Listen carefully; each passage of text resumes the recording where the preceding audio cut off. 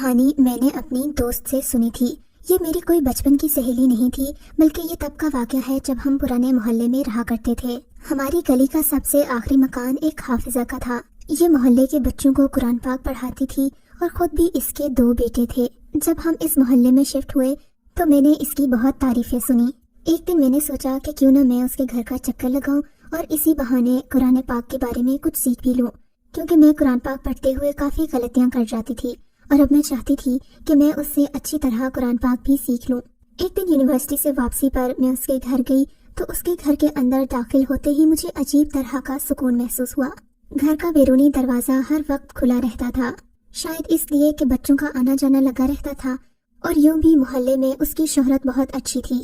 خیر میں بتاتی چلوں کہ اس کے گھر میں داخل ہوتے ہی مجھے ایک عجیب طرح کی سکون اور ٹھنڈک کا احساس ہوا۔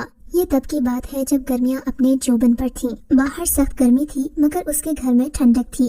شاید اس کی وجہ یہ بھی تھی کہ اس کا گھر محلے میں سب سے اونچا تھا۔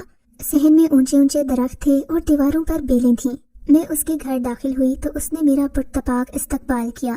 میں نے بتایا کہ ہم محلے میں نئے آئے ہیں اور میں اس سے قرآن پاک سیکھنا چاہتی ہوں۔ اس سے مل کر میں بے حد متاثر ہوئی تھی۔ اس کے چہرے پر ایک عجیب سا نور تھا اور معمولی سے کپڑوں میں بھی وہ کسی حسین پری سے کم نہیں لگ رہی تھی۔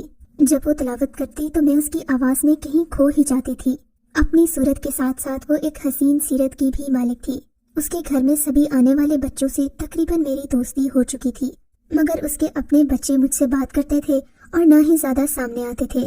آخر ایک دن میں نے ہمت کر کے صوفیہ سے پوچھ ہی لیا کہ صوفیہ، تمہارے بچے آخر کس پر گئے ہیں؟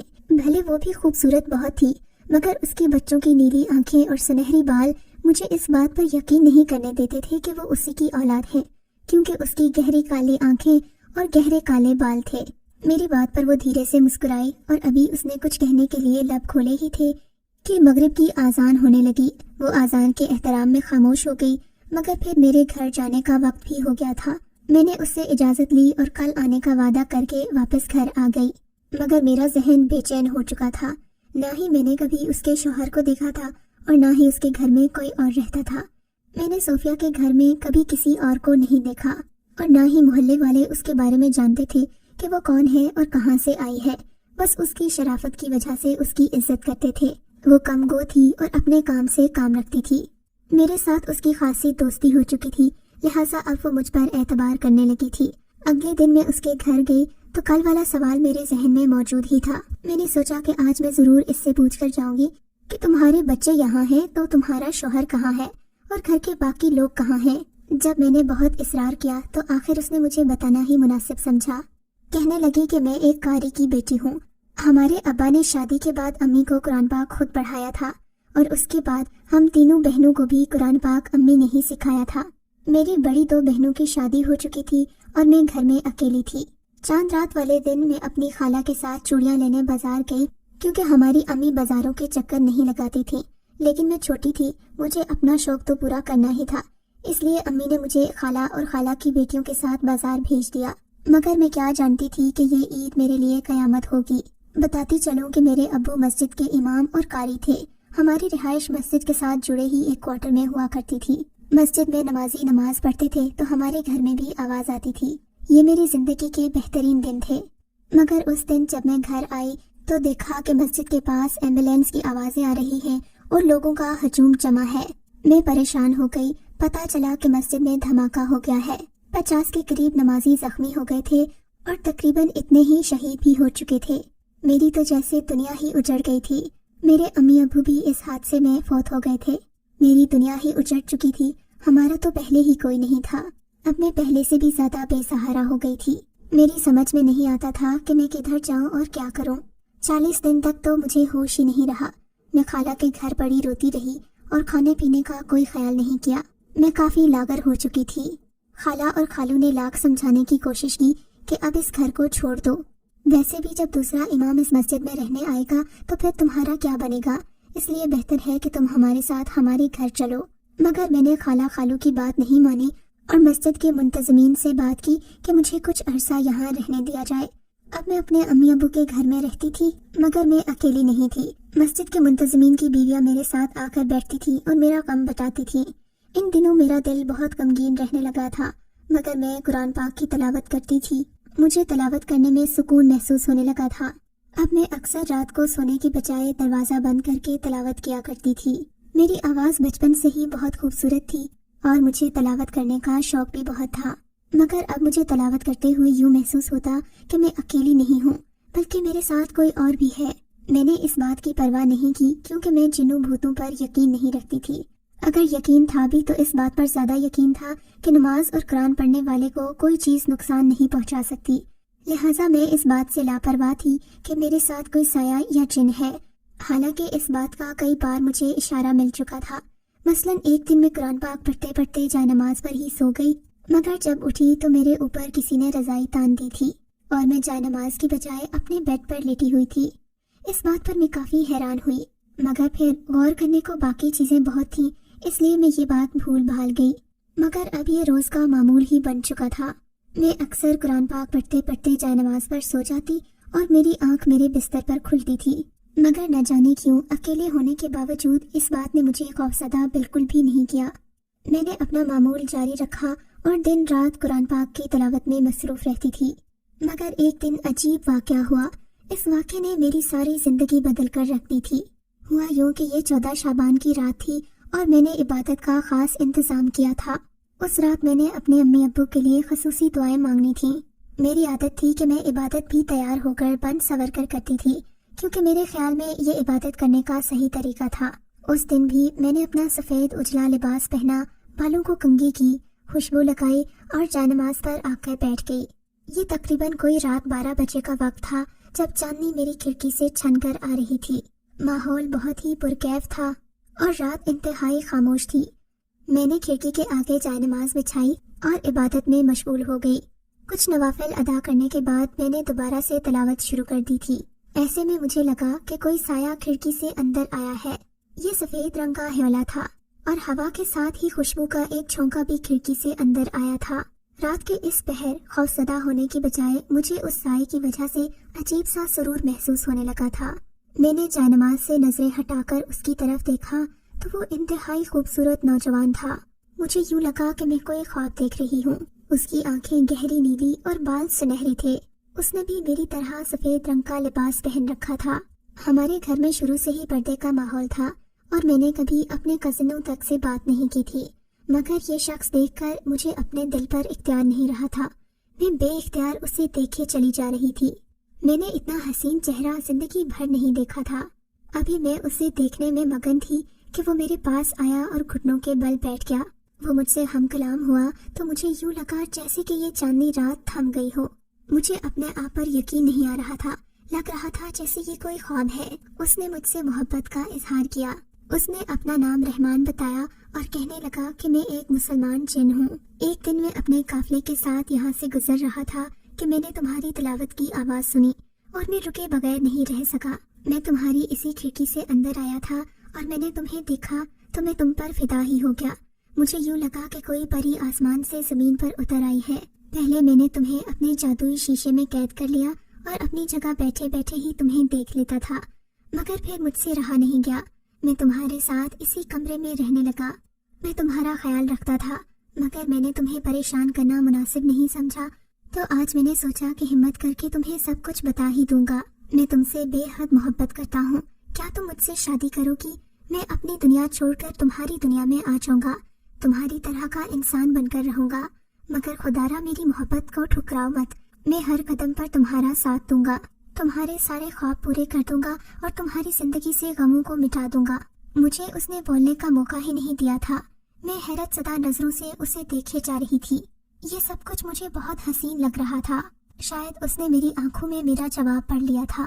وہ میرے پاس آیا، اس نے میرا ہاتھ تھاما، اس نے میرے دونوں ہاتھ اپنے ہاتھوں میں لیے اور مجھے آنکھیں بند کرنے کو کہا۔ آنکھیں بند کرتے ہی مجھے یوں محسوس ہوا کہ اس نے مجھے اپنی باہوں میں بھر لیا۔ جب اس نے مجھے آنکھیں کھولنے کو کہا تو میں کسی اور ہی دنیا میں آ چکی تھی۔ دور دور تک روشنی پھیلی ہوئی تھی اور ہر طرف سفیدی تھی۔ جہاں میں کھڑی تھی وہ ایک شیشے کا محل تھا۔ ہر طرف نور پھیلا ہوا تھا اور ایک عجیب سے ساز کی آواز آ رہی تھی۔ یہاں کی ہر چیز بہت پرنور تھی۔ رحمان میرا ہاتھ تھامے مجھے لے کر آگے بڑھا تو 10-10 سال کی چھوٹی چھوٹی بچیوں نے میرا استقبال کیا۔ ان سب نے بھی سفید رنگ کے اجلے لباس پہن رکھے تھے۔ मुझे यूं लग रहा था जैसे कोई ख्वाब का आलम है। इसी तरह के वहाँ 7 महल थे। उन सब महलों के रंग मुख्तलिफ थे और हर महल में उसी रंग के कपड़ों में मलबूस छोटी छोटी बच्चियां थीं। इसी सफेद महल के अंदर एक कमरा था जहाँ मुझे रहमान लेकर गया। यहाँ एक बड़ा सा सफेद रंग का तख्त था और यहाँ थोड़ी बड़ी उम्र का एक मर्द और एक औरत बैठे हुए थे। रहमान ने मुझे बताया कि ये उसके माँ बाप हैं और आज रात हमारी शादी है। हमारा निकाह पहले ही हो चुका है। मैं इस बात पर हैरान थी कि हमारा निकाह आखिर कब हुआ है। मुझे तो ऐसा कोई ख्वाब तक याद नहीं था। और वैसे भी ये सब लाख हसीन सही मगर मेरे लिए बहुत अजीब था। मैं दिल ही दिल में खुश भी हो रही थी और मेरा दिल उस पर मेहरबान हो रहा था। मैं चाहती थी कि वो यूं ही मेरा हाथ अपने हाथ में लिए चलता रहे और हम बातें करते रहे। मैं उसके अम्मी अब्बू से मिली तो मेरा भरपूर इस्तकबाल किया गया। खादमाओं को बुलवाया गया और मेरे लिए एक जोड़ा मंगवाया गया। ऐसा खूबसूरत और हसीन जोड़ा मैंने अपनी जिंदगी में कभी नहीं देखा। ये सुर्ख और सफेद रंग का एक खूबसूरत लिबास था और इस पर हीरे जड़े हुए थे। खादमाओं ने मुझे किसी शाही दुल्हन की तरह तैयार किया था। इस महल में आकर मैं गोया पहले से भी ज्यादा हसीन हो गई थी।